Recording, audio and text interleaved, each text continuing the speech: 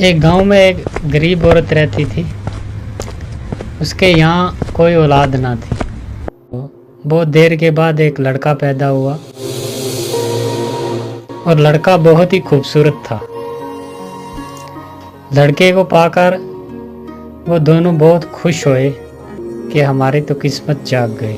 फिर एक दिन ऐसा हुआ कि एक पंडित ना उनके घर पे आया और उसने लड़के की तरफ देखा और उसके माता पिता से कहा, अरे वाह, क्या कमाल बच्चा है आपका, इसकी तो बहुत अच्छी किस्मत है। ये बेटा 15 वर्ष की उम्र में एक राजा बन जाएगा और जल्दी ही एक राजकुमारी से इसकी शादी भी होगी। बहुत अच्छी किस्मत वाला लड़का है आपका ये बात जब पंडित ने बोली तो माता पिता बहुत खुश हुए और ये बात जो थी वो आहिस्ता आहिस्ता पूरे गांव में फैल गई कि ऐसा ऐसा लड़का एक पैदा हुआ है। इत्तेफाक से राजा उसी गांव से गुजर रहा था, शिकार करने के लिए जा रहा था। तो एक सैनिक ने राजा को बोला कि इस घर में एक लड़का पैदा हुआ है और पंडित ने उसका ये हाल और हवाल बताया है कि वो 15 वर्ष की उम्र में राजकुमारी से शादी भी करेगा और राजा भी बन जाएगा। तो राजा बहुत बुरे दिल का आदमी था। उसने सुनते ही ये कहा कि किसी तरह भी करके इस लड़के को मार देना चाहिए। राजा ये सोचकर उसी घर की तरफ जाने लगा।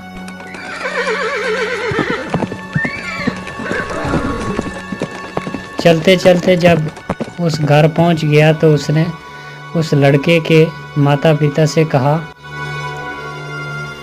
इस लड़के को तुम मुझे दे दो, मैं इसकी अच्छे तरीके से परवरिश करूंगा और जब जवान हो गया तो मैं तुम्हें वापस लौटा दूंगा।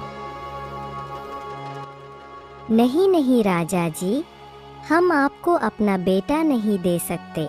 बहुत देर के बाद हमारे यहाँ एक बेटा पैदा हुआ है, तो आप क्षमा करें हमें। माँ ने जब इनकार कर दिया तो राजा के डराने धमकाने से आखिर मान ही गए दोनों बेटा देने के लिए। राजा लड़के को लेकर एक जंगल की तरफ चला गया।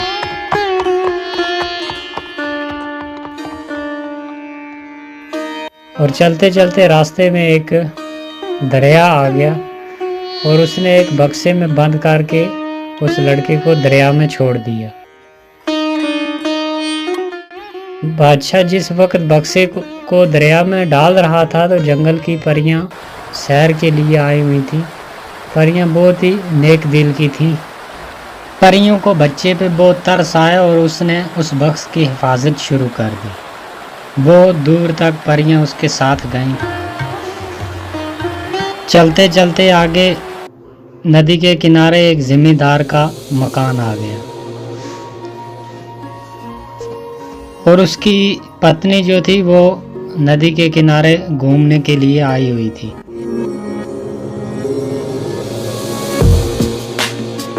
तो उसने देखा कि एक बक्स तैरता हुआ उसके पास आ रहा है। वो बक्स निकाला उसने तो वो क्या देखती है, एक बहुत ही खूबसूरत बच्चा उसके बीच लेटा हुआ है। तो वो उसे पाकर बहुत खुश हुई, उसने सीने से लगा लिया।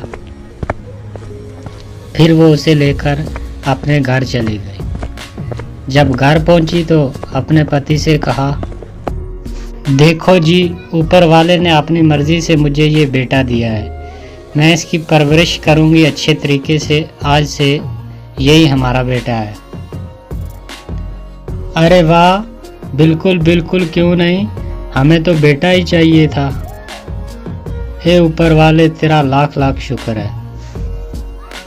बच्चे को पाकर ये दोनों पति पत्नी बहुत ही खुश हुए और खुशी खुशी अपनी ज़िंदगी गुजारने लगे और बच्चे की बहुत अच्छे तरीके से परवरिश की। उसके लाड और प्यार में वक्त का पता ही नहीं चला। तो देखते देखते 15 वर्ष गुजर गए और वो बच्चा 15 वर्ष का जवान हो गया। और तकदीर एक बार फिर बच्चे को उसी मोड़ पर ले आई। एक दिन बादशाह शिकार के लिए निकला। चलते चलते बहुत दूर निकल गया और रात हो गई। बादशाह ने सिपाहियों से कहा कि जाओ देखो यहाँ नज़दीक कोई जगह है रात ठहरने के लिए। तो सिपाही हुक्म पाते ही चले गए। सिपाहियों ने वापस आकर अर्ज़ किया कि हुजूर, यहाँ से थोड़ी दूरी पर दरिया के किनारे एक ज़िम्मेदार का मकान है। बादशाह ने सिपाहियों के साथ ज़िम्मेदार के मकान पर चला गया।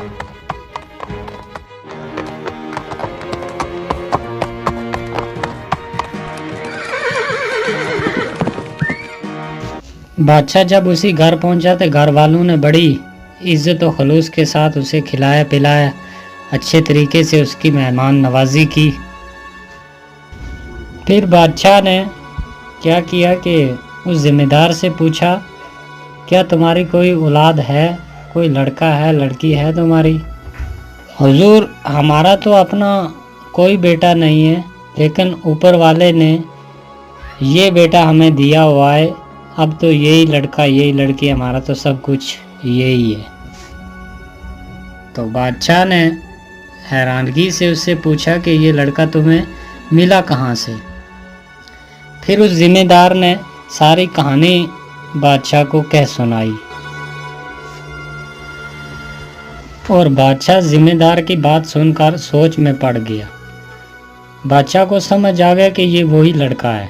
वो समझ गया जिसको इसने बक्स में बंद करके दरिया में फेंक दिया था। बादशाह लड़के की जान लेने के लिए नई तरकीब सोचने लगा। आखिर एक तरकीब सूझ ही गई उसे। बादशाह ने ज़िम्मेदार से कहा, क्या तुम्हारा लड़का मेरा एक काम कर देगा? ज़िम्मेदार ने जवाब दिया, बड़ी खुशी से हुजूर, आप बादशाह हैं, आपका कहना कैसे मोड़ सकते हैं, आप हुक्म कीजिए।